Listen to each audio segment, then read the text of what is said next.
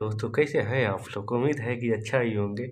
आपकी पढ़ाई लिखाई अच्छा ही चलता होगा। क्लास 10th की एग्ज़ाम की तैयारी आप लोग मन से कीजिए, क्योंकि 10 साल की मेहनत 2 महीना में आपको हिसाब चुकाना है।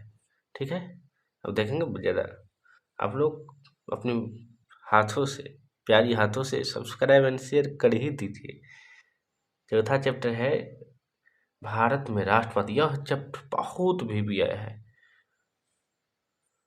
सबसे पहले भारत में राष्ट्रवाद क्या होता है? अपने देश की लगाव, प्यार, भावना, प्रति संवेदना इत्यादि को ही तो राष्ट्रवाद कहते हैं। अपने राष्ट्रवाद के प्रति सोचना ही राष्ट्रवाद कहलाता है। जैसे इसमें मुख्यतः कई भाग पढ़ेंगे कि जब देश हमारे अंग्रेजों के चंगुल में था, तो उस समय कैसी राष्ट्रवाद आई देश के अंदर, देश के लोगों के बीच। इसमें कौन सब अच्छी जो पार्टियां हैं, कौन सब गठन हुआ। हाँ, महात्मा गांधी जी के बारे में पढ़ेंगे।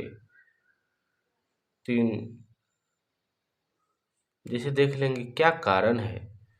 तो सबसे पहले उसका कारण जो है इस याद रख लीजिए, क्योंकि भारत अंग्रेज साम्राज्यवाद के विरुद्ध असंतोष बढ़ा हुआ था। मालूम है कि प्रथम विश्व युद्ध में बोल दिया था कि हम भारत को आज़ादी देंगे, हमको यदि भारत साथ देगा तो। आर्थिक कारण, अंग्रेजों के प्रति शिक्षा का प्रचार, वह न क्रिश्चियन धर्म को ज़्यादा बढ़ावा देता था और दूसरे धर्म को कन्वर्ट करके क्रिश्चियन में बदला जाता था। सांस्कृतिक साहित्य एवं समाचार पत्रों का योगदान भी था इसमें। प्राचीन संस्कृति का ज्ञान भी था। प्रजाति विभेद की नीति, भारत में राजनीति का एकीकरण, यह महत्वपूर्ण है। एकीकरण, सरकार के प्रतिभागी नीतियाँ, राजनीतिक संस्थाओं का क्या योगदान था, इसके बारे में इसमें पढ़ेंगे।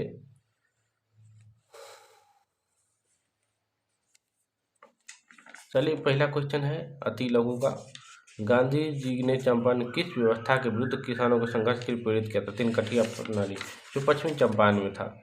गांधी जी ने खिलाफत आंदोलन समर्थन क्यों किया? क्योंकि महात्मा गांधी खिलाफत आंदोलन के सत्य और न्याय के आदृत थे, इसलिए समर्थन किए।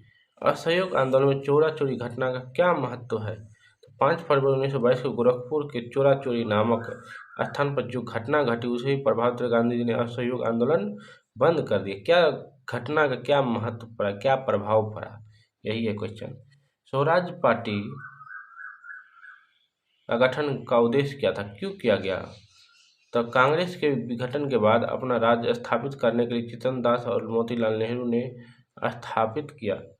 कांग्रेस के किस अधिवेशन में पूर्ण स्वाधीनता की मांग की गई? इस अधिवेशन के अध्यक्ष कौन थे? दिसंबर 1929 के लाहौर अधिवेशन में इस अधिवेशन की अध्यक्षता का जवाहरलाल नेहरू ने की।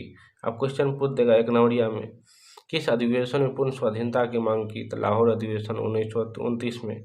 गांधी जी ने दांडी यात्रा क्यों किया? तो नमक कानून को भंग करने के लिए।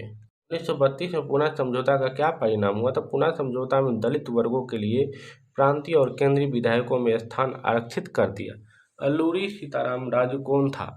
तो आदिवासी अल्लूरी राम चमत्कारी थे, लोगों को मानना था यह ईश्वर के अवतार थे। लघुत्तरीय प्रश्न, भारत में राष्ट्रवाद उपनिवेशवाद विरोधी आंदोलन में कैसे विकसित हुआ? 19वीं सदी के बाद अंग्रेज राज्य की प्रशासनिक, आर्थिक और अन्य नीतियों के विरुद्ध असंतोष की भावना बढ़ने लगी।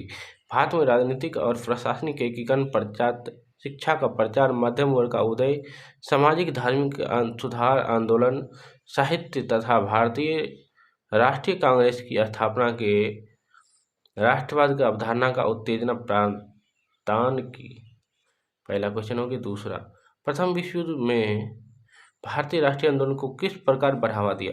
प्रथम विश्व युद्ध चालू होने से पूर्व अंग्रेज सरकार ने घोषणा किया कि युद्ध समाप्ति के बाद भारत में एक स्वतंत्र सरकार देंगे, लेकिन ऐसा नहीं हुआ।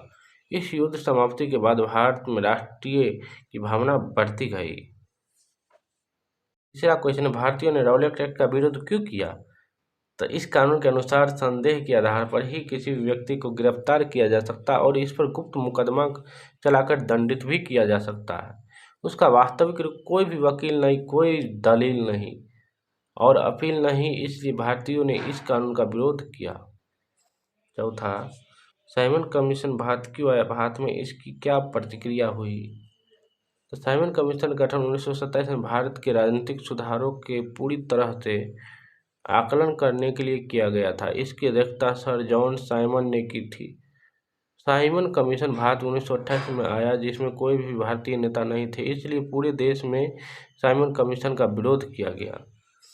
नमक यात्रा पर टिप्पणी लिखें। नमक कानून को भंग करने के लिए गांधी जी ने 12 मार्च 1930 को साबरमती आश्रम से गांधी जी ने 78 सहयोगी के साथ 240 मील की दूरी 24 दिन में पैदल यात्रा किया।